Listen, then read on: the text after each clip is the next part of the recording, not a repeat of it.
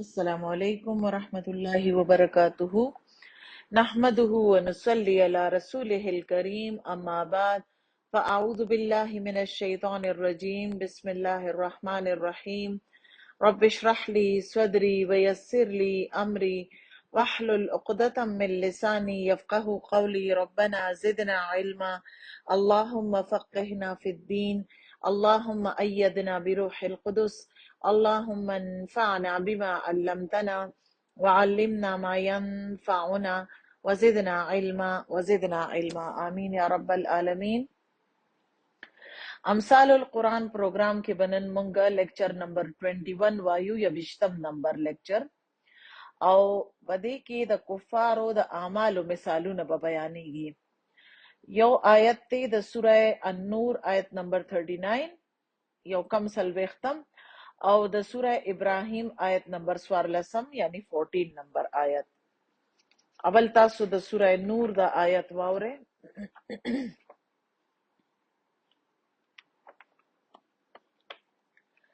بسم اللہ الرحمن الرحیم. والذین کفروا اعمالهم کسراب بقیعة یحسبه الظمآن ماء حتى اذا جاءه لم یجده شیئا ووجد اللہ عنده فوفاه حسابه واللہ سریع الحساب. او دا اس دا سورہ ابراہیم آیت تے. مثل الذین کفروا بربهم اعمالهم کرماد اشتدت به الریح فی یوم عاصف لا يقدرون مما کسبوا على شیء ذلك هو الضلال البعید. او هغه خلق چا کفر کړي دي دا غي د اعمال یو د چټیل میدان کې یعنی د یو اوار میدان کې د سراب پشان دي سخت گی اغا اوبگنی تر دې پورې چې کله اغا غ ترا ورسی نو التکی اسم نمومي بلکې الله تعالی خپل ځان سره عمومي نو اغا دا اغا حساب پورا ورکی او الله زر حساب اغشتل والده. د دویم مثال ترجمه. کم خلق چې د خپل رب انکار کوي دا غي د اعمالو مثال د اغي ایری پشانته دی په کم باندې چې د سیلې والا ورځ تیز هوا اوچلیږي او سچ اغي غټلی وی اغي پاغي کې په اس سیز باندې قادر نوي او دا د ډیر لری گمراهی ده. دا آیت چې دی داړم بني دا سورہ النور کې دی او دی آیت نمخ کې چې کوم آیتونه راغلي دي پاغي کې الله تعالی د مومن حال بیان کړی دی. د مومن حال څه دی؟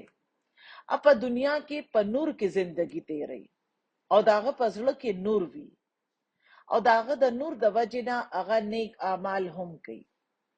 په آخرت کې مومن همیشه نعمتونو منتلو کې کامیاب شي. سورہ النور کې اللہ تعالی فرمائی رجال لا تلہیہم تجارت ولا بیع عن ذکر اللہ وإقام الصلاة وإيتاء الزكاة يخافون يوما تتقلب فيه القلوب والأبصار ليجزيهم الله أحسن ما عملوا ويزيدهم من فضله والله يرزق من يشاء بغير حساب. اللہ تعالیٰ پر سورہ نور آیت نمبر 37 اور 38 کے فرمائی آغا سڑی سوک چی اللہ تعالیٰ د ذکرنا او د منس قائمولنا او د زکاة تبرکولنا اس تجارت نہ غافلہ کی او نس خرید و فروخت اغی غافلہ کی او اغی دا اغی ورزن یریگی پا کم ورز چی بزرنا او سترگی چی دی اڑولی راڑولی کی با د پاره د دې چې الله اغیله بهترینه بدلور کی سچ اغی کړی دی او اغیله د خپل فضل نه نور ډیر ورکی او الله چاله چې پاره چې غواړي نو به حساب رزق ولا ورکی. پزړه کې ک نور هدایت وی یعنی د چا پزړه کې چې نور وی چې چرتم وي هغه به د الله سبحانه وتعالی اطاعت کوي، د الله د پاره به کوي او د آخرت نه د یری سره به کوي. د دې نه پس دا مثال بیان کړی شوی دی. په دې مثال کې الله سبحانه وتعالی د کافرانو د اعمالو د خسارې ذکر کړی دی، د هغې د نقصان ذکر کړی دی. لکه څنګه چې د مؤمنانو اعمال فایدمند به ثابتېږي، د دې برعکس د کافرانو اعمال چې دي دا به د دې دپاره د نقصان سبب جوړیږي. کافر د دې خبرې هرس او ارزو لري چې هغه د خپل عمل ثواب وویني، خو هلته خو به معامله اړولټه شي. د کافر د خسارې وجه څه ده؟ په دنیا کې هغه د الله سبحانه وتعالی انکار او د آخرت د انکار سره چې کم ژوند تیری، د هغه دپاره په آخرت کې به بیا هیڅ هم نه وي. فرمایي الله تعالی والذین کفروا، هغه خلک چې کفر کړی دی. د څه خبرې کفر کړی دی؟ د خپل رب سره کفر کړی دی، د رسولانو انکار کړی دی، د رسول الله صلی الله علیه وسلم د تعلیماتو سره انکار کړی دی، د آخرت انکار کړی دی. نو دلته کې د دې خلکو مثال بیانېږي.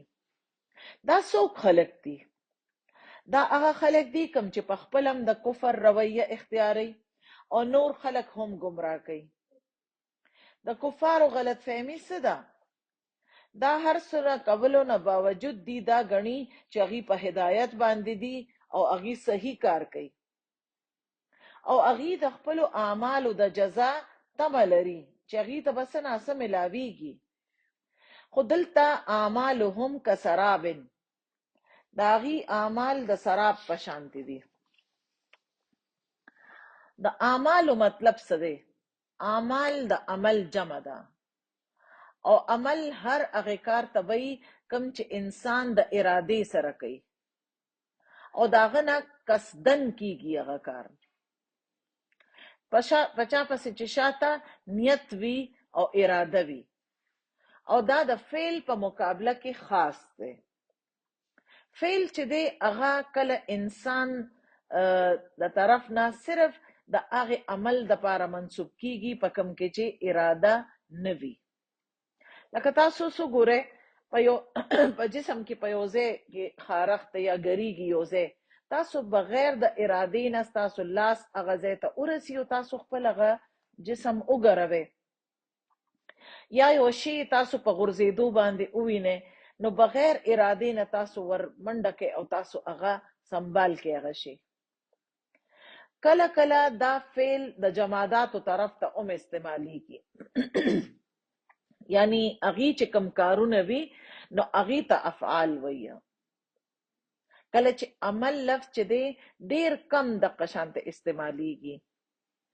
اعمالهم کسراب، د دې هغه اعمال کوم چې هغه د ارادې سره، د پلانینګ سره، د تدبیر سره کړی وي، په کوم باندې چې هغه د نفع یا د فائدې توقع هم لري.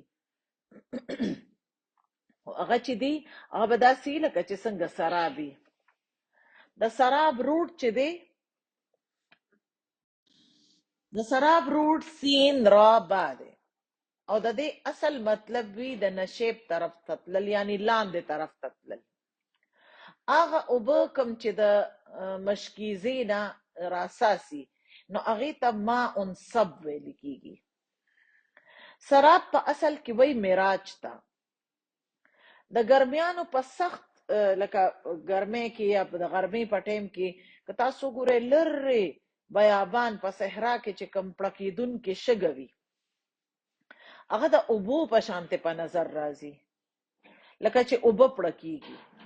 نو په اصل کې هغه شګی خاورۍ خو په نظر داسې راځي لکه چې دا اوبه دي، نو دې ته وایي سراب.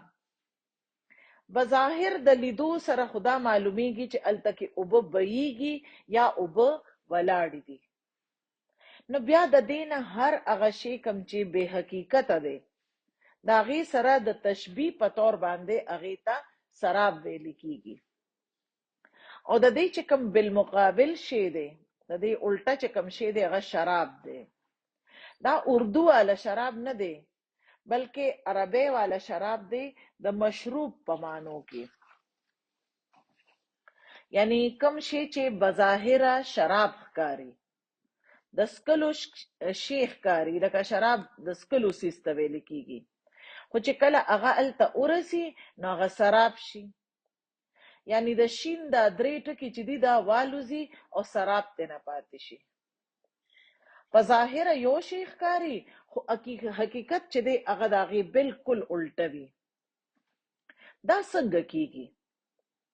کله چې نور په یو خاص انګل باندې راشي، یو خاص زاویه باندې راشي، نو د هغې رڼا د دې شګې په ذرو باندې پریوزي، نو داسې په نظر راځي لکه چې اوبه دي، حالانکه هلته اوبه نه وي، دا صرف د دې ریز ریفلیکشن وي. او لیدونکي کس چې دی، دا لیدلو والا کس چې دی، د هغه ته یو وهم وي، د هغه د سترګې یوه دوکه وي، د دې حقیقت هیڅ هم نه وي. لہذا هغه ټول څیزونه کوم چې په لیدو کې یو شی ښکاري خو په حقیقت کې هغه شانتې نه وي، نو په دې ټولو باندې دا لفظ سراب استعمالیږي. د چا اعمالو ته د سرابو نه تشبیه ورکړې ده؟ دلته د کفارو اعمال د سراب سره د هغې نه یې وله تشبیه ورکړې ده. یعنی هغه اعمال کوم چې هغه په خپل خیال کې هغې ډېر ښه کوي او هغې دا ګڼي چې د مرګ نه پس چې راپاسي نو هغه کارونه به د دې په کار راځي، فایده به وله ورکوي. لکه څنګه چې د مکې کافرانو هغې به د بیت الله خدمت کو، حجیانو باندې به یې اوبه څکلې، د صدقې او د خیراتونو غټ غټ کارونه به یې کول، صله رحمي به یې کوله، وعدې به یې پوره کولې، د دروغو نه به یې ځان بچ کو. په هغې کې ډېرې خوبیانې هم وې، ډېر د بادرۍ مظاهرې به یې کولې، خو څه دي؟ ټول اعمال برباد دي. او د دې اعمالو د بربادۍ وجه څه وه؟ د رسول الله صلی الله علیه وسلم انکار.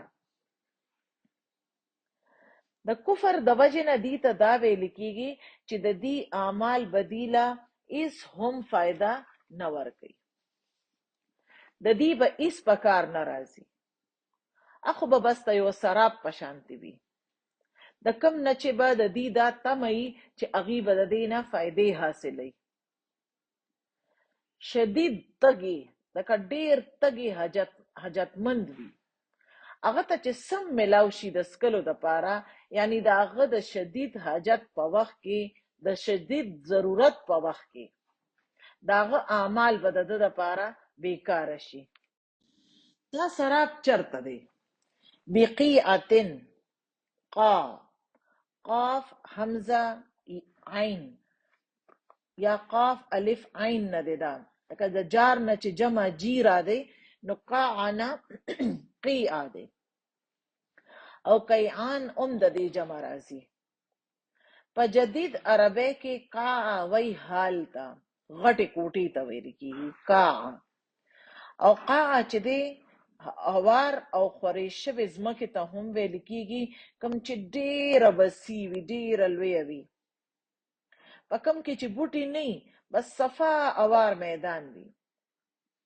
قرآن مجید کې یو بل ځای کې هم دا لفظ راغلی دی، وَيَسْأَلُونَكَ عَنِ الْجِبَالِ فَقُلْ يَنْسِفُهَا رَبِّي نَسْفًا فَيَذَرُهَا قَاعًا صَفْصَفًا لا ترى فيها عوجا ولا امتا. سورہ طه آیت نمبر 105-106.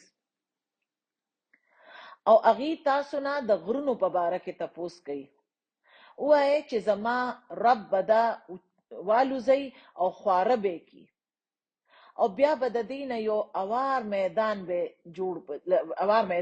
جوړ کی.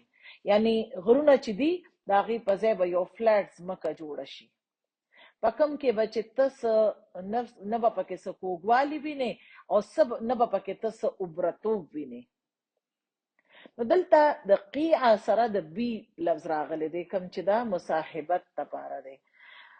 یعنی بقیعة هغه چټیل میدان، هغه اوار میدان، فی قیعتن مراد دی د دینه. خو فی یې نه دی ویلی، بی یې ویلی دی. د دې وجه څه ده؟ بی چې د یو لفظ سره راشي نو هغه د هغې سره د ملګرتیا او یا د انخطو یا د یو ځای کېدو معنی ورکوي. بقیعتن مطلب دا دی چې هغه سراب چې دی هغه هلته کې انخطې دی یا لګېدلی دی، یعنی داسې به محسوسیږي چې واقعي هلته کې اوبه دي. سراب د لرې نه داسې ښکاري لکه چې د ځمکې نه راوتلې یا ولاړې اوبه وي. نو د دې دپاره بی لفظ ورته ویلی شوی دی. یحسبه الظمآن ماء. یحسبه، د یحسبه لفظ چې دی دا د حسبان نه اوته دی، او حسبان وی حساب کتاب کولو والا. دو متضادو څیزونو کې د یو فیصله کول او په هغې باندې پوخ عزم اراده وکول، کله چې د دویم شي خیال هم نه پیدا کېږي. مثلا هغه سراب اوبه ګڼي، د هغه په ذهن کې دا خیال اډوي نه چې هلته اوبه نشته، څه بل څه دي. د هغې برعکس چې دی هغه ګمان دی، ظن. نو ګمان کولو والا په زړه کې دوه متضاد څیزونو خیال وي. متضاد وی د یو بل ضد کې چې لکه چې د یو بل الټا. د هغې دواړو کې هغه یو له زیات فوقیت ورکي چې زما خیال دی چې دا داسې دی. حسبه او ظن کې فرق دی. حسبه یعنی هغه دا وګڼل، او په دې دوه څیزونو کې په یو باندې د هغه شرح صدر وشو چې دا به ضرور عمده شي، او په ظن کې متردد دی یعنی شک دی. بیا هغه یو شی چې دی په بل باندې خوښ کی. لږ شانته فرق دی په دواړو کې. ظمآنو دا د مبالغې صیغه ده د فعلان په وزن باندې. ضوا میم حمزه ظمآ. لکه چې تاسو کله روجمات کی دعا کوئ کنه، ذهب الظمأ وابتلت العروق وثبت الاجر ان شاء الله. تند لاړه، ذهب الظمأ، تند لاړه. ظمأ تند ته وایي. او د دې دا ظمآن د سخت تږي، لکه څنګه جوع چې دی هغه لوږې ته وایي، او جوعان چې دی هغه سخت اوږي ته ویل کېږي. نو شدید تږي چې کله سراب وویني نو هغه اوبه وګڼي، او د هغه په وهم او په خیال کې دا خبره نه چې دا څه بل څه شي کېدی شي. هغه ته پوره یقین وي چې دا اوبه هی دي، لہذا په هغې پسې منډې وهل شروع کړي. او منډې چې ووهي، محنت وکړي، نو چې کله هلته ورسي نو هلته یو دوکه وي، هلته کې هېڅ هم نه وي. که چېرې تاسو په ګرمۍ کې سفر کړی وي نو تاسو به لیدلي چې په سړک باندې چې کله تاسو روان یو ډېر تیز نوري، نو ډېر لرې نه به تاسو ته ښکاره شي چې په هغې دغه نور چې کوم په دغې باندې لګي په دې سړک باندې، نو ډېر لرې نه تاسو ته ښکاري چې اوبه دي. او باقاعده په هغې کې سوري هم ښکاري، د ګاډو سوري هم پکې ښکاري او د بوټو سوري هم پکې ښکاري. نو دونه غټه د نظر دوکه ده چې یو انسان بالکل د هغې په باره کې دا سوچ نشي کولی چې دا اوبه نه دي. کفارو ته د دې باطل اعمال همدغه شانتې به دوکه ورکوي چې هغې به دا ښه کارونه ګڼي. وهم یحسبون انهم یحسنون صنعا. خو چې کله دی هلته ورسي نو هلته به هېڅ هم نه وي، سوای د محرومۍ او د بربادۍ هېڅ به هم نه وي هلته. سوره فاطر کې الله تعالی فرمایي: افمن زین له سوء عمله فرآه حسنا فإن الله يضل من يشاء ويهدي من يشاء. نو آیا هغه کس د چا لپاره چې د هغه خراب عمل خوشنما یا ښکلی جوړ کړی شو، یا خیسته کړی شو، نو هغه ښه وګڼه. آیا د هغې کس په شانتې کیدی شي؟ څوک چې داسې نه دی. بېشکه الله ګمراه کوي چا د پاره چې غواړي، او هدایت ورکوي چا د پاره چې غواړي. یعنی هدایت د الله تعالی هی په مشیت باندې مبني دی. بنیادی طور باندې دا آیت د الله تعالی د انکار کوونکو په باره کې دی، یا د رسول د تعلیماتو د انکار کولو والو د پاره دی. د مکی کافران چې وو هغوی به الله منو، او هغوی سره سره به رسول الله صلی الله علیه وسلم صادق او امین به منو، خو رسول به نه منو. نو د دې انکار د وجې نه هغوی ته دا ویل کېږي چې ستاسو د دې خرابۍ د وجې نه ستاسو هغه اعمال کوم چې تاسو ډېر ښه ګڼل هغه ټول ضایع کېدو واله دي. د کوم په باره کې چې تاسو دا ګڼئ چې تاسو ته څه انعام به ملاویږي، د هغې دپاره هېڅ هم نشته. حتی اذا جاءه لم یجده شیئا، تر دې پورې چې کله هغې دې ځای ته ورسي، نو هلته هغې هېڅ هم ونه مومي. یعنی چې سراب ته ورسي، نو هغې ته به سخته ملامتیا وشي، او د هغې هغه امید چې دی به ټول ټوټه ټوټه شي. د هغې تنده او محرومي به نوره زیاته شي. شدید حسرت او د مایوسۍ مقام انسان ته د څه شي چې کله ډېر زیات ضرورت وي، د څه دارو سخت ضرورت دی ورته، یا د څه خوراک ضرورت دی، او هغه ته وویلی شي چې د دې ځای نه 200 میله سفر چې ته وکړې، نو فلانکي ځای کې به ستا ته هغه شی میلاو شي. دا کس خپل د ګاډي نه منډه وباسي، خو چې کله هغه ځای ته ورسي، نو هلته ورته هغې ووایي چې ختم شو، آوټ آف سټاک، تا په راتلو کې لږ ناوخته که، ستا د راتلو نه مخکې هی هغه شی ختم شو.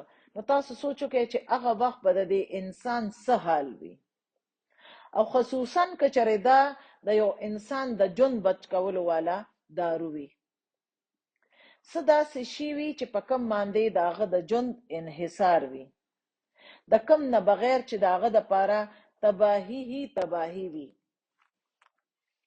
په دنیا کې خو بیا هم چانس میلاو شي، زده کړې شوی علم ضایع کېږي نه، خو دلته کې مکمله بربادي ده چې حاصلېږي هېڅ هم نه. لکه تاسو وګورئ کله ناکله انسان لګیا په کمپیوټر باندې څه کار کوي، او ځان دونه ستړي کي او دونه کار پې وکړي، او عین په هغې وخت کې هر څه خراب شي، هر څه ډیلیټ شي یا کرپټ شي، نو دغه وخت کې به د انسان حال څه وي.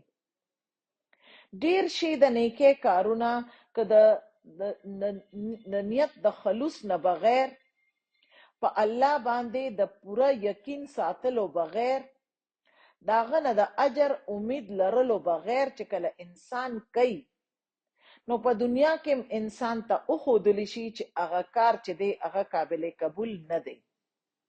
لکه څنګه چې دا تاسو دا کار وکړو او هر څه د نه ضایع شو، هېڅ په لاس رانغلل. نو په آخرت کې انسان سره به اړو چاره نه وي چې د څه بل څه وکړي. د کافر عمل د پړکېدونکې شګې په شانته دی، کوم چې د اوبو منظر پیش کوي. کافر دا اوبه ګڼي، او هغه ډېر سخت تږی هم دی، هغه ته ضرورت هم ډېر زیات دی، خو چې کله هغه د دې مرګ نه پس هغه ورسي، نو وخت به د لاس نه اوتي وي، نو سوای د ناکامۍ او د نامرادۍ نه هېڅ به ورته نه حاصلېږي. ووجد الله عنده فوفاه حسابه، او الله به هغه ځان سره عمومي، نو هغه به هغه له پوره حساب ورکي. هغه خو اړو دا سوچ نو کړی چې الله به زما حساب واخلي، جزا خو الله له ورکول دي. هغه اړو په دې حساب کتاب باندې یقین نو چې اچانک په یو داسې صورت حال ته مخامخ کیږي چې اک بک بپاتې شي. دا سوچ چې اوکې چې دا ارس خو د الله د پاره کول وو او الله سبحانه وتعالی هی لده دې جزا ورکولو. ثم یجزاه الجزاء الاوفى سوره النجم آیت 41. چا چې د الله رضا د حاصلولو د پاره اډو کار اونکنو التباغه ته سم لاویږي. داغه عمل چې کله دا الله د پاره اډو اونه نو داغه د پاره صرف خساره هی خساره ده، نقصان هی نقصان ده. اوس د له هوش راغی چې والله سریع الحساب او الله زر حساب اغشتلو والده. یعنی الله سبحانه وتعالی به د مخلوقاتو محاسبه کوي. سریع چې دی دا د سرعت نوته دی او سرعت وی جلده تا تاده تا ویل کیږي. یو معنا د سرعت نه د زمانه په لحاظ سره جلدی یعنی تادی هم معنا اغشتې شوی ده. یعنی الله سبحانه وتعالی حساب اغشتو وخت دی اغه نږدې دی. اقترب للناس حسابهم سوره الانبیاء آیت نمبر 1. د خلکو د پاره د اغي د حساب وخت نږدې را لګیدل دی. وما يدريك لعل الساعه قريب سوره الشورى. او کم شي ته خبردار کوي شاید چې قیامت نږدې وي. او دویمه معنا په حساب کې جلدی هم مراد کی دی شي د پاره د دې چې حساب د تیز رفتارۍ سره مکمل شي.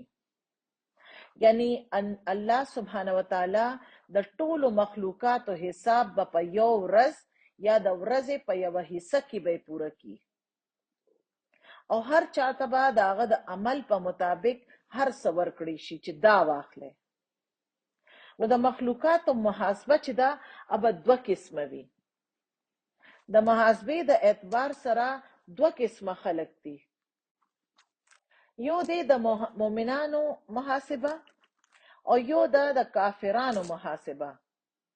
اوس د مؤمنین محاسبه چې دا په دې کې به الله سبحانه وتعالی مؤمن بنده د نور خلقو نه بیل کی. هغه ته به داغه اعمال اوخی د ګناهونو اقرار به وکي چې تا په پلان کې ورځ فلانه ګناه کړی و او دا بنده به داغي اعتراف وکي یعنی او به منی او بیا به دا غني چې اوس خود شامت راغی. نو الله سبحانه وتعالی به وته او فرمای ما په دې ګناهونو باندې په دنیا کې امتا باندې پرده اچولې و او نن هم زدا معاف کوم. دا د بخاری روایت ده. سبحان الله. د مجاهرینو په شانته هر خبره د کلاو بیانولو نه پریز کول پکار دي. او غلطی یا گناه باندې د الله نه د توبه او د معافی معامله کوي. د کم انسان په حق کې چې دنه کوتاهی شوی ده د هغه انسان نه معافی وغواړي.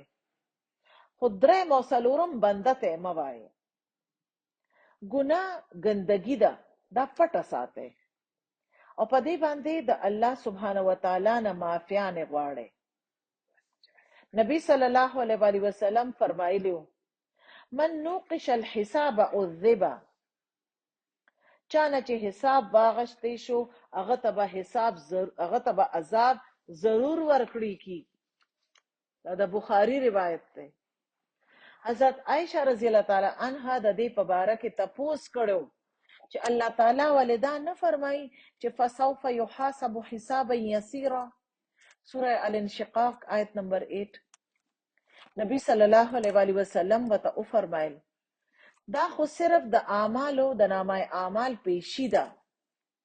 د یو سړی اعمال به پیش کیږي تر دې پورې چې هغه به اقرار وکي او چې کله هغه اقرار وکي اومني نو بیا به وته الله تعالی فرمای چې زستا په ګناهونو باندې پرده اچوم څنګه چې ما په دنیا کې ستا په ګناهونو باندې پرده اچولې و او زتا معاف کوم. دا آسان حساب ګڼل کېدی شي خو چې د چا حساب شروع شي چې ولې دې کړیو، نو د دې ولې جواب چا سره نشته، هیڅ چا سره نشته. الله دې موږ بغیر حساب کتاب په جنت الفردوس کې داخل کی. آمین. د کفارو محاسبه به څنګه وي؟ د نورو خلکو حساب به د مؤمنانو په شانتي نه.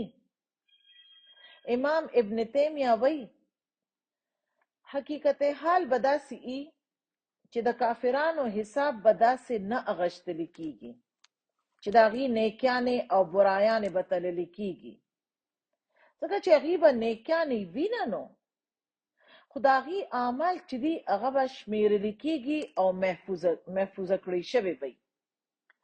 هغې به د هغې د اعمالو په مخامخ ودرولی شي، هغې به د هغې اقرار هم وکړي او بیا به د هغې د دې اعمالو د وجې نه هغې رسوا کړی شي، سپک پکړی شي.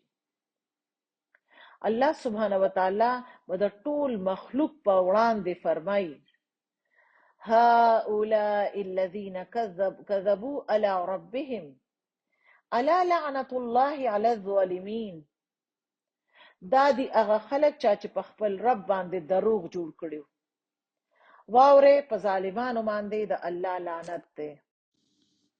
اوس په دې مثال لږه جایزه واخلو چې کوم خلک د کفر سره نیک اعمال کوي، هغې ته د هغې فایده شاید په دنیا کې ورسي، خو په آخرت کې به ورته هیڅ هم نه ملاویږي. او کافر چې کوم نیک اعمال کوي هغه ته به د حساب کتاب په ورځ د هغه نیک اعمال وښودلی شي او جزا به ورته نه ورکړل کیږي، ځکه چې هغه اعمال اړو د الله د رضا دپاره کړي هی نو.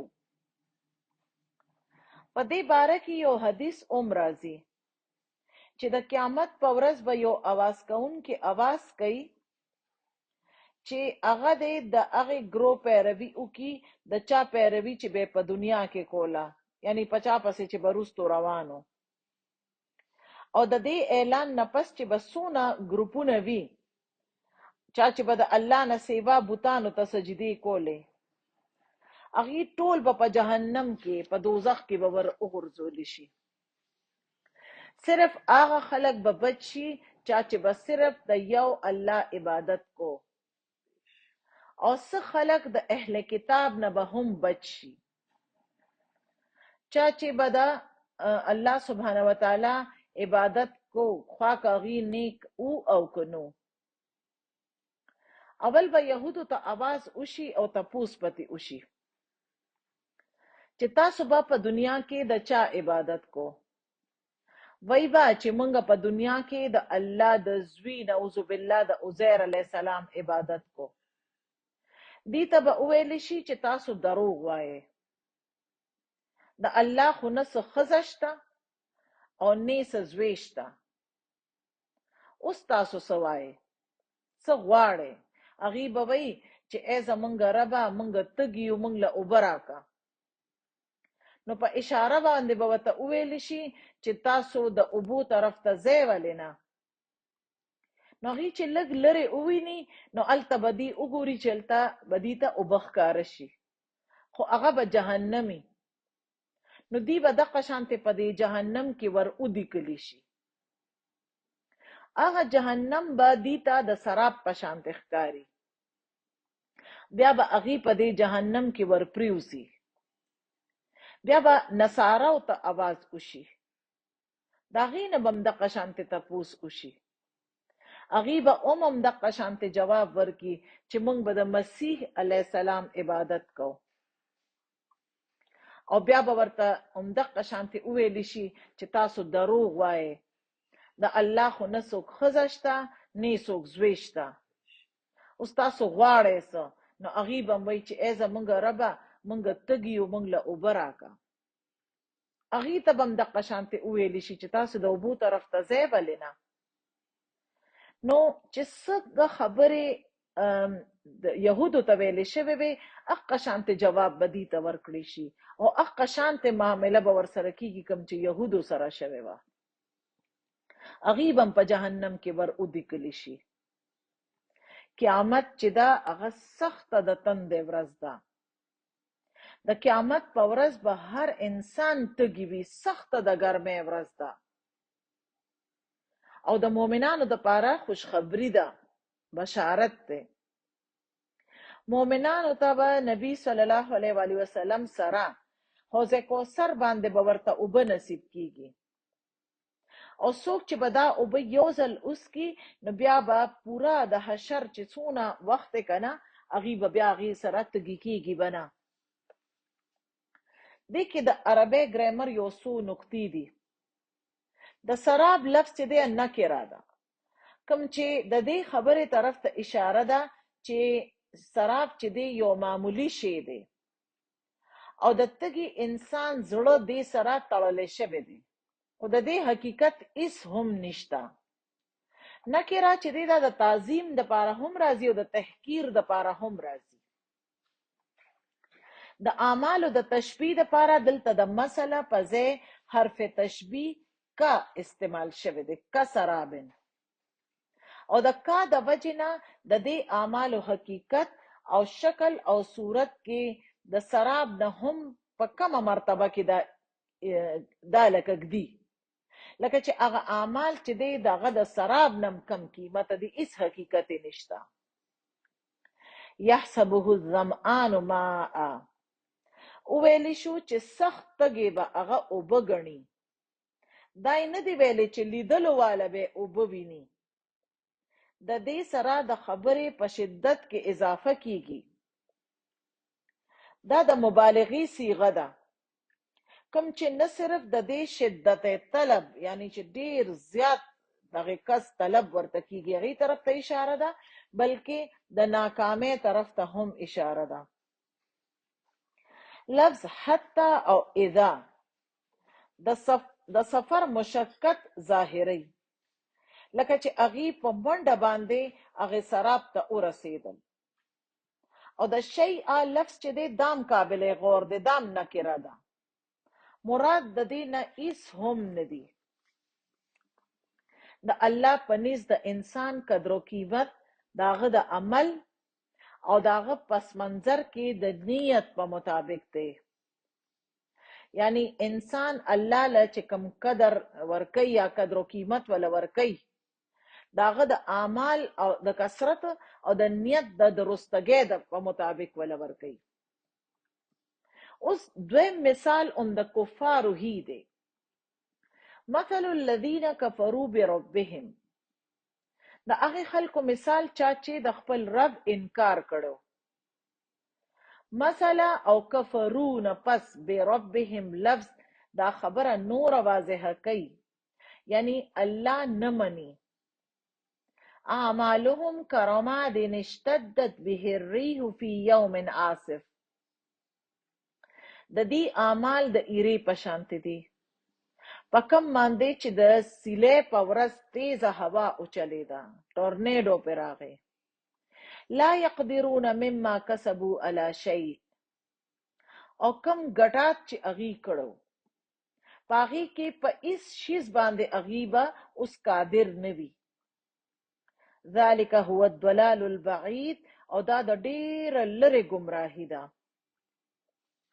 د دې مثال نه مخکینی آیتونو کې د 15 آیت نه د 18 آیت پورې د کافرانو د عذاب مختلف قسمونه بیان کړي دي. باغې کې د تیر شوو 2 آیتونو خلاصه څه ده؟ په دې کې الله تعالی مونږ ته وایي چې په دې پسې رستو جهنم دی، دوزخ دی. دې ته به د دې نه اوبس کلولی کېږي کوم چې پیپ دی، او یو ګوټ به ولا ورکړی کېږي، یو سکي به د تالونه به تیرولی نشي. مرګ به په د هر ځای نه راځي، حالانکه هغه مړ کېدو والا به چرېم نی. خو دې سره سره د کفارو ټول اعمال چې دي هغه ټول اعمال دی خراب نه وي، ښه عملونه هم ای په هغې کې. مثلا فقیرانو باندې ډوډۍ خوري، فلاحي کارونه کوي، غلامان او قیدیان را آزادوي، مهمان نوازي کوي، صله رحمي کوي، د انسانیت ته خدمت غټ غټ کارونه کوي. دا کوم غټ کارونه چې هغې د انسانیت دپاره کړي وو، نو انسانیت د هغې تعریف وکړو او هغې له نوبل پرایز هم ورکړه.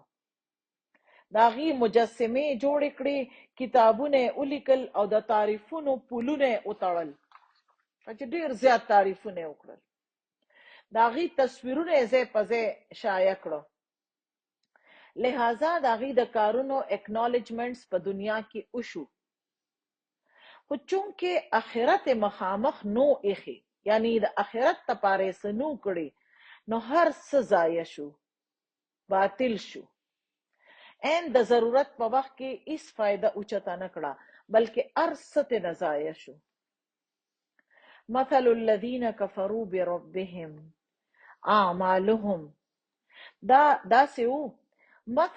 مثل اعمال الذین کفروا بربهم، اعمال پکې دلته محذوف دی، پټ دی. یا بیا دی صفت الذین کفروا بربهم، یعنی د هغې صفت وړاندې بیان شوی دی. یعنی د کفارو د اعمالو مثال، اعمالهم کرماد اشتدت به الریح فی یوم عاصف، ایره څه شی چې په مکمل طور باندې وسوځي او کم شي چې باقی پاتې شي، نو هلته کې هغې ته وایي ایره.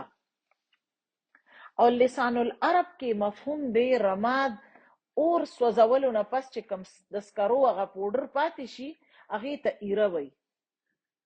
کوم چې د سکروټو نه الوزي او اخوا دخوا خور شي، بالکل پوډر په شانتي شي. اشتدت به الریح فی یوم عاصف، او هغه ایرې باندې تیزه سیلۍ وچلېده او د تیزۍ سره هغه والوزوله او بالکل ختمه یې کړه. اوس دا ایره چې دا را یوځای کیدی نشي. دا ایره چې د دې له خو معمولي هوا هم کافي وي، بس والوزي په هغې کې. او سیلۍ والا ورځ په کوم کې چې د سحر نه د ماښامه پورې هواګانې چلیږي. فی یوم عاصف، دا لفظ چې دی دا د عصف نه اوته دی، کاسف مأکول. عصف د بوټي، دا بوټي چې دا چې کله مات شي ټوټه ټوټه شي، نو د هغې ډکو ته ویل کېږي. او د یو معنی په مطابق د دې نه مراد تیز رفتار دی. فالعاصفات عصفا، سوره مرسلات آیت نمبر 2. هغه تیزې سیلۍ کوم چې اونې ټوټه ټوټه کی، ریچی ریچی وکړي. د کفارو د اعمالو مثال د تیزې سیلۍ کې د ایرې د الوتو په شانته دی. هغې د خپلو اعمالو نه هیڅ فایده به هم نشي اوچتولی. لا یقدرون مما کسبوا علی شیء، نه به هغې قدرت لري چې د هغې نه هیڅ څیز باندې هم کوم چې هغې ګټلی و، نه به پې قدرت لري. کسبه چې دی د څه څیز نه فایده یا د خوشنصیبي حاصلولو دپاره څه کوششونه کول. کسب چې دی هغه مال ګټلو، کسبه مال ګټلو ته هم ویل کېږي. او اکتساب چې دی په کوم کې چې انسان صرف خپل مفاد وړاندې کیدي او کوي. لها ما کسبت وعلیها ما اکتسبت، سوره البقره آیت 286. نیک او بد دواړو اعمالو دپاره د کسبه لفظ استعمالیږي. د کفارو اعمال به هغې له هیڅ فایده نه ورکوي. سوره فرقان آیت 23 کې الله تعالی فرمایي وقدمنا الى ما عملوا من عمل فجعلناه هباء منثورا، او موږ به د هغې طرف ته راځو او څه چې به هغې عمل کړي وي هغه به د خور کړی شوې دوړې په شانتې والوزو. نو د دوړې نه انسان چرم څه چې راغونډ کړي نو څه ترې نشي جوړولی. اوس د انسان اعمال چې دي دا څلور قسمه دي. یو هغه دی په کوم کې چې طریقه هم ټیکي او نیت هم، په هغې باندې به ته اجر ملاویږي. دویم دی طریقه ټیک ده خو نیت یې ټیک نه دی. دریم دی نیت ټیک دی خو طریقه ټیک نه ده. او څلورم دی چې نه نیت ټیک دی او نه طریقه ټیک ده. نو پدې کې دا درې قسمه اعمال چې دي دا بربادېدو واله دي، صرف یو پکې پاتې کېدو واله دی. د دې مثال وضاحت وګوره، که یو انسان د ښه نیت نه بغیر کار کوي، نو خوا که هغه کار څونه غټ ولی نه وي، که څونه وخت هم پې نه لګېدلی، الله کره به نه قبلیږي. او دنیاوي اعمالو کې که نیت ټیکي، نو د هغې هغه نتیجه چې دا هم د لیدو واله وي. که کار هم ټیک دی، نیت هم ښه دی، د سنت په مطابق دی، نو بیا خو ډېر ښکلی اجر دی. خو که نیت ښه دی او طریقه ټیک نه ده، نو دا بیا بدعت کې راځي. او په دې بدعتونو کې چې موږ څومره پراته یو، او څونه چې زمونږ وخت په دې څیزونو باندې لګي، او څونه چې موږ په دې ګناهګاریږو، د دې موږ ته احساس نشته. تاسو چې کله یو کس ته یو بدعت نه منې کوئ، چې تاسو ورته ووایئ چې دا کار مه کوئ، دا ګناه ده، نو هغې د وړاندې نه تاسو له څه جواب درکوي؟ دا خو د نیکۍ کار دی او موږ یې د الله د رضا دپاره کوو. خو خبره دې کې څه راله؟ نیت ټیک دی خو طریقه ټیک نه ده. طریقه د رسول الله صلی الله علیه وسلم نه ده. نو هغه که بیا هر کار دی چې هغه موږ د نبی علیه السلام په طریقه نه کوو، نو هغه په بدعت کې راځي. د اهل ایمان اعمال به د هغې دپاره د راحت او د خوشحالۍ سبب جوړیږي، او د اهل کفر اعمال چې دي هغه به د اور خشاک وي، الټه چارج به پې لګي په دې خلکو باندې، او نتیجه به یې سي ایره خاورم نه ایره به ترې جوړه شي. اوس په یو مثال کې ایره راغلی ده او په یو مثال کې سراب راغلی دی، دواړه هی بې حقیقته څیزونه دي. نو سراب چې کوم دی هغه د ایرې د مثال نه زیات نری دی. کفر، نفاق، شرک سره کړی شوي نیک اعمال چې دي ابه نه قبلیږي، په دنیا کې څه فایده ملاویدی شي. او الله تعالی چې دی هغه د ذرې برابر نیکۍ هم اجر ورکوي. الله چرم په چا باندې ظلم کولو والا نه دی. فمن یعمل مثقال ذره خیرا یره ومن یعمل مثقال ذره شرا یره. خیر به اومغه اوویني او شر به هم اوویني. سوره زلزال آیت نمبر 7 او 8. الله کفارو ته د هغې د اعمالو بدله هم په دنیا کې ورکي، او مومن په دنیا کې مومي او په آخرت کې مومي. مومن او د کافر نیک اعمال برابر نه دي. رسول الله صلی الله علیه وسلم او فرمایل چې بېشکه الله تعالی د یو مومن نه د یوې نیکۍ هم ظلم به پې نه کوي. په دنیا کې بدله د هغې بدله ورکړی شي، او په آخرت کې هم به هغه ته د هغې جزا ورکړی شي. کافر ته په دنیا کې بدله ورکړی کیږي د هغې نیکیانو کم چې هغه کوي، تر دې پورې چې کله آخرت کې به فیصله وشي، نو د هغه دپاره به هیڅ نیکي نه وي د کم چې هغه ته هلته بدله میلاو شي. نو په عمل کې د انسان قول او فعل، د زړه نیتونه او ارادې هر څه شامل دي. پاکیزه کلمات د الله طرف ته خیږي، او نیک عمل هغه اوچتوي، یعنی د الله په نزد د هغې ډېر قدر دی. خو شرط دا دی چې اخلاص هم پکې وي، او د نبي صلی الله علیه وسلم پیروي هم پکې وي، طریقه هم د هغه وي.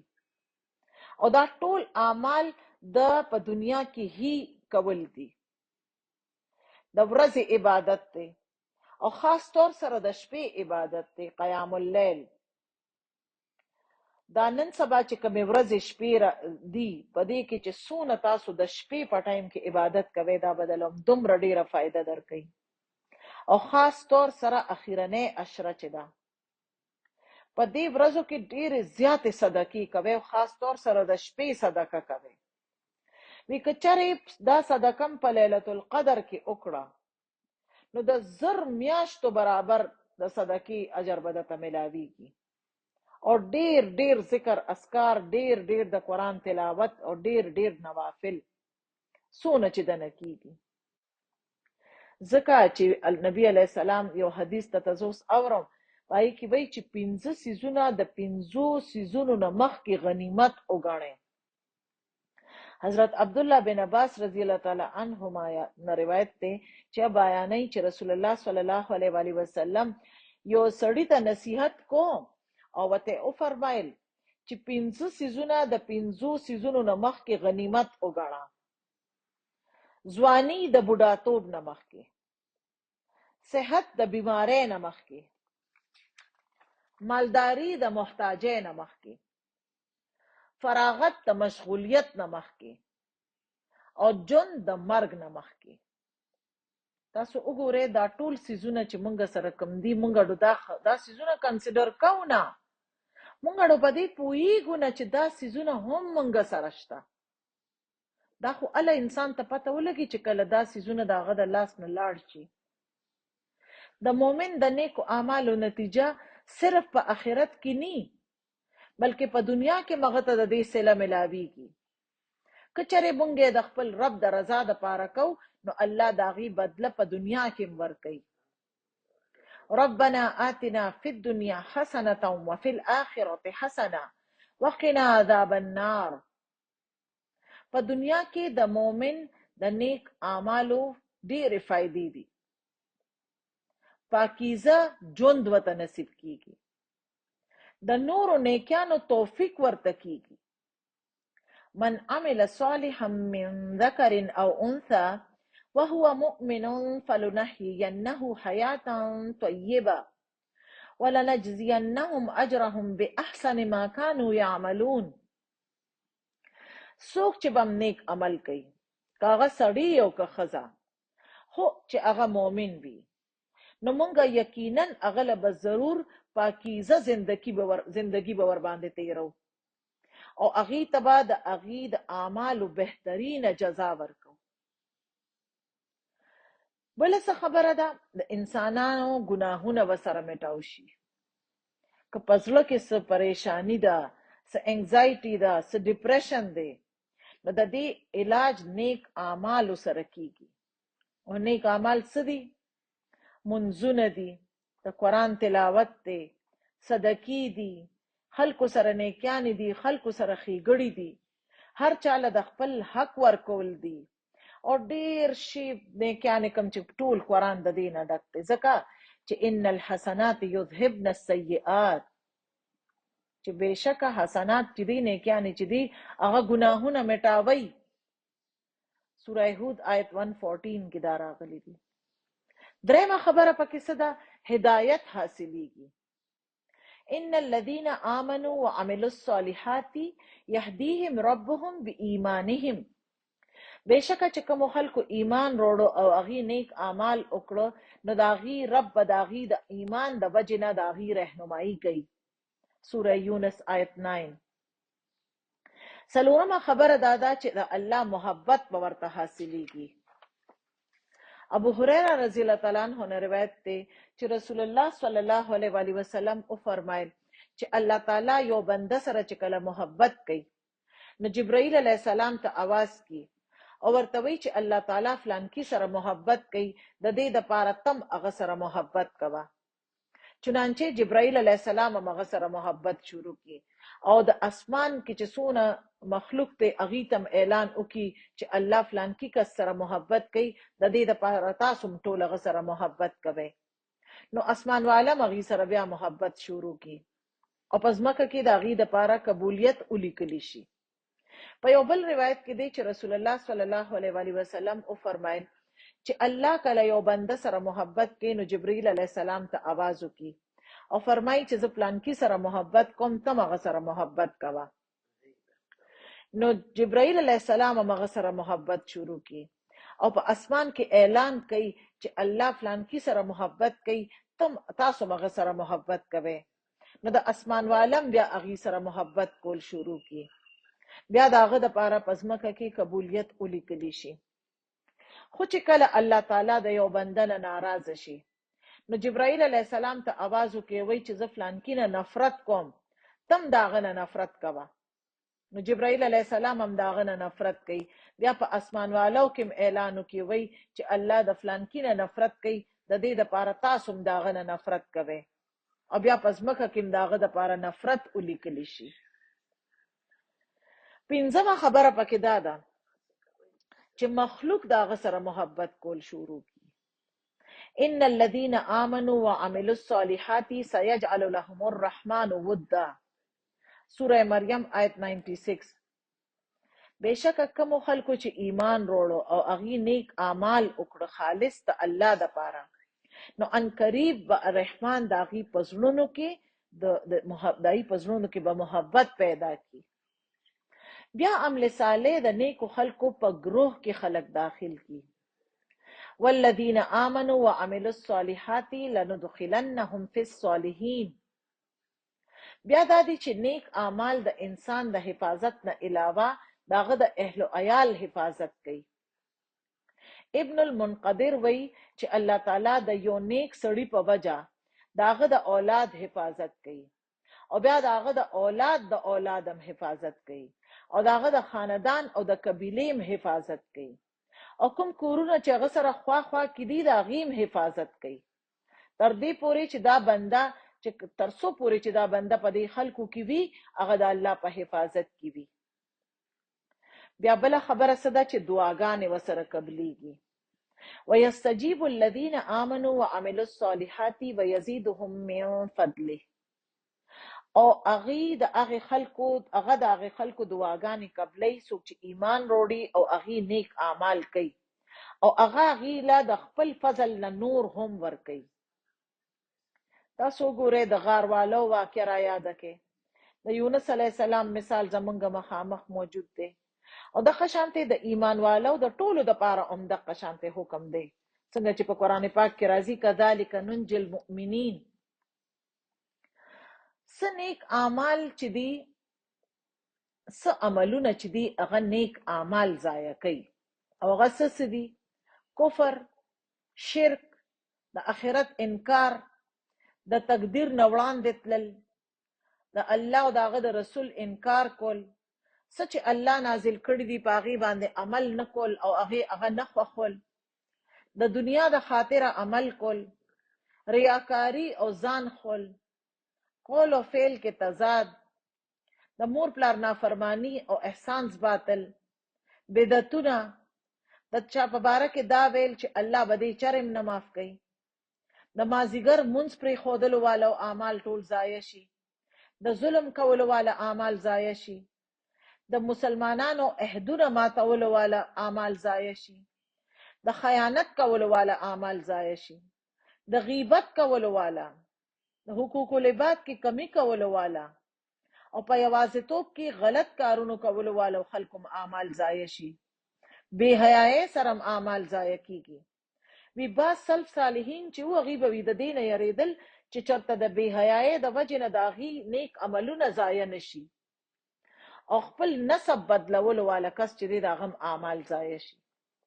اوس د کولو کارونه سدي خپل ایمان مضبوط کې، د خپل ایمان تجدید وکې، خالص ته الله د پاره نیک اعمال کوي، د نیک اعمالو د قبولیت دعاګانې کوي، نیک اعمالو نه چې کومه فائدې حاصلېږي دا غي دعا کوي، د اعمال د نه قبلېدونه یریږي او د داسې کارونو نه بچ کیږي کوم چې نیکیانه بربادي. الله تعالی ته دعا کول پکار دي چې یا الله مونږ له د نیکو اعمالو توفیق راکا. ربنا آتنا فی الدنيا حسنه وفي الآخرة حسنه وقنا عذاب النار. اللهم إني أسألك علما نافعا ورزقا طيبا وعملا متقبلا. اے الله زتانه د فائدہ مند علم، د پاکیزه رزق او د قبلېدلو والا اعمالو سوال کوم. اللهم إني أسألك العافية في الدنيا والآخرة. ربنا اغفر لي ولوالدي وللمؤمنين يوم يقوم الحساب. ای زمونږ ربا ما وبخا او زما مور پلار هم او ایمان والا هم په کوم ورځ چې به حساب قائمېږي. ربنا لا تزغ قلوبنا بعد إذ هديتنا وهب لنا من لدنك رحمة إنك أنت الوهاب. ای زمونږ ربا کله چې تا مونږ له هدایت راکړه نو ته زمونږ زړونه کاږه مکه او مونږ له د خپل طرف نه رحمت راکا بېشکه ته ډیر زیات ورکولو والی ربنا وآتنا ما وعدتنا على رسلك ولا تخزنا يوم القيامة انك لا تخلف الميعاد اے زمونږ ربا مونږ له راکا د کوم چې وعده تا خپل رسولانو په ذریعه مونږ سره کړې ده او مونږ د قیامت په ورځ رسوا مکه بېشکه ته د خپل وعدې خلاف نه کې اللهم انی اعوذ بک من ضیق الدنیا و ضیق یوم القیامه یا الله یا ارحم الراحمین زمونږ دا ټول دعاګانې ته په خپل پاک دربار کې قبول او منظور کا او یا الله زمونږ د مور پلار د رونو خويندو د غي د پوره احلویالو سره زمونږ د خاوندانو زمونږ د بچو زمونږ د پوره خاندانونو سره خدای د ټولو مسلمانانو د مړو د جمدو سره یا الله معافي او مغفرت وکا یا الله دنیا و آخرت هم خشته کا یا الله د اهل اولاد سره په دوانه جانه کې سرخرو او کامیاب او کامران کا یا الله د دنیا او د آخرت د سخت او د ازمایښونو نه بچ کا د شیطان مردود نه زمونږ او زمونږ د اولادونو حفاظت وکا او یا الله د دنیا او د آخرت خوشاله او کامیابی او کامرانی نصیب کا ربنا تقبل منا انك انت السميع العليم وتب علينا انك انت التواب الرحيم وصلى الله تعالى على خير خلقه محمد وآله وأصحابه أجمعين برحمتك يا أرحم الراحمين إلهي آمين ثم آمين سبحانك اللهم وبحمدك نشهد أن لا إله إلا أنت نستغفرك ونتوب إليك السلام عليكم ورحمة الله وبركاته